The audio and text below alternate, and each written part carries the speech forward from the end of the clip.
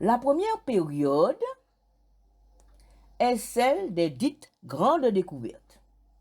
Une période pendant laquelle les Européens étaient à la recherche d'une route maritime pour se rendre aux Indes afin d'échapper aux taxes imposées par les Ottomans. Les premières vidéos vous indiqueront ce qu'était la route de la soie qui permettait aux Européens de se procurer des produits venus d'Orient, les épices, les plantes médicinales, les plantes tinctoriales, la soie et les pierres précieuses. Elles vous préciseront le rôle que jouait la ville de Constantinople, appelée aussi Byzance. Cette ville que l'on nomme aujourd'hui Istanbul dans le commerce de l'Europe avec l'Asie. Une vidéo vous dira quelques mots sur la prise de Constantinople par le sultan Mehmed II en 1453 et les changements qu'elle a entraînés. Si les Européens ont eu les moyens techniques de se lancer sur les océans, quelques vidéos rappelleront la nature de ces avancées techniques, mais aussi la vision que les Européens avaient du monde à cette époque. Les Portugais ont été les premiers à se lancer sur l'océan Atlantique. Ils ont descendu la côte africaine puis contourné le cap de Bonne-Espérance pour arriver finalement aux Indes. Pendant un temps, les Portugais ont détenu le monopole du commerce des épices.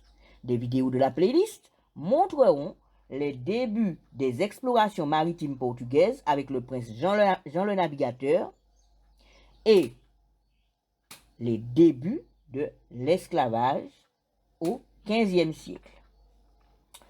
Elles vous parleront de Bartolomé Diaz pour le cap de Bonne-Espérance, de Vasco de Gama qui atteint le premier Calicut en Inde en passant par l'océan Indien, sans oublier le marin qui a effectué le premier tour du monde, Magellan.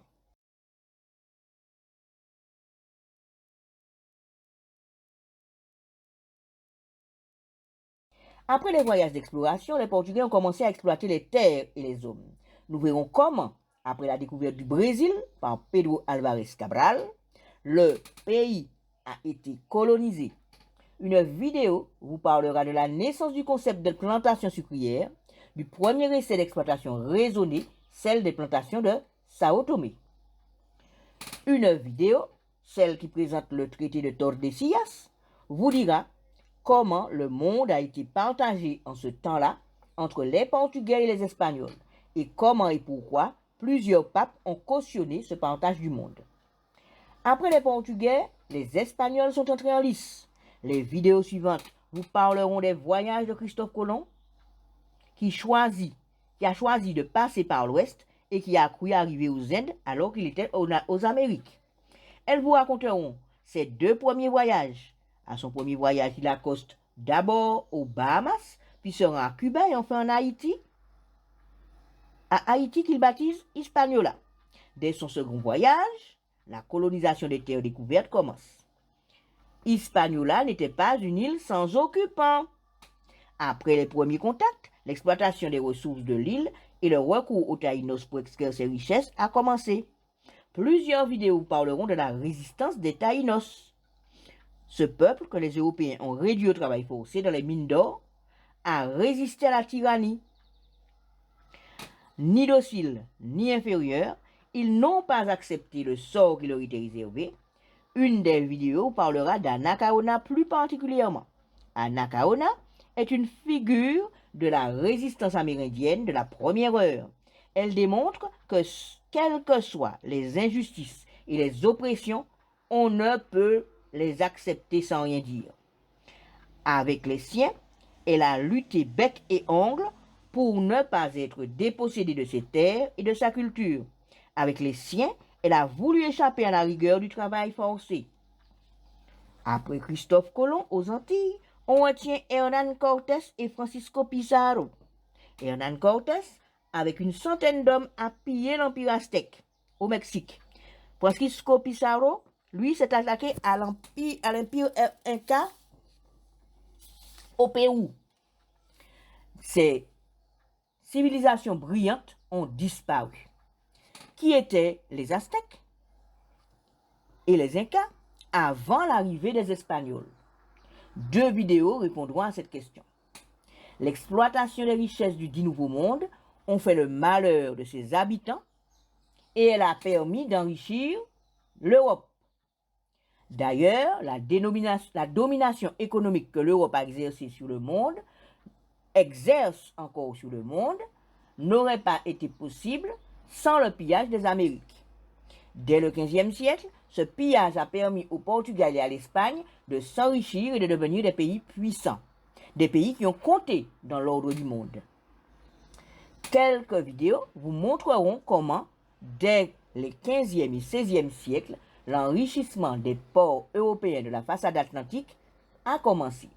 Ce premier parcours est un passage obligé pour nous permettre de nous comprendre et de relever les défis d'aujourd'hui, car c'est dès cette époque que se sont mises en place des réalités que nous vivons encore aujourd'hui. Nous pouvons évoquer non seulement la répartition entre pays riches et pays pauvres, mais aussi les mentalités contre lesquelles nous luttons encore, telles le racisme ou le concept de race.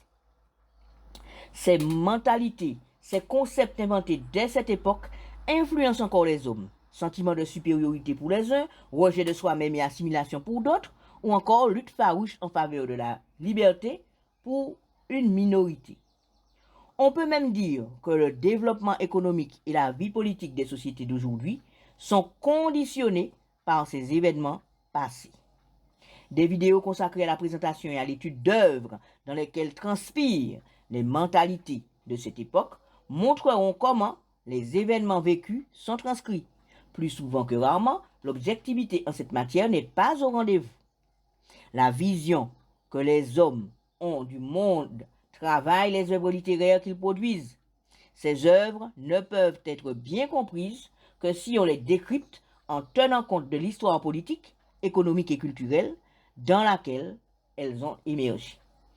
On ne peut effacer l'histoire ni ses effets en détruisant les lieux de mémoire. Il s'agit plutôt de comprendre pour ne pas subir et agir.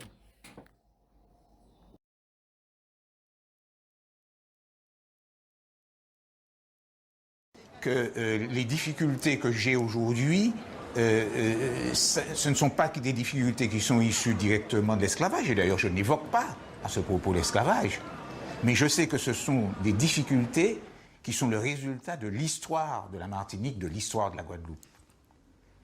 Je sais que, par exemple, mon père continue de dire, alors même qu'il ne travaille pas pour un béquet, je vous quitte, il faut que j'aille faire le travail du béquet. Et pourtant, c'est un petit fonctionnaire. Donc, vous voyez comment, finalement, à travers le langage lui-même, finalement, le passé demeure présent. Et donc, c'est ce passé présent qui continue, en quelque sorte, de fabriquer à la fois du refus et peut-être aussi, sans doute aussi, pour beaucoup, de la résistance.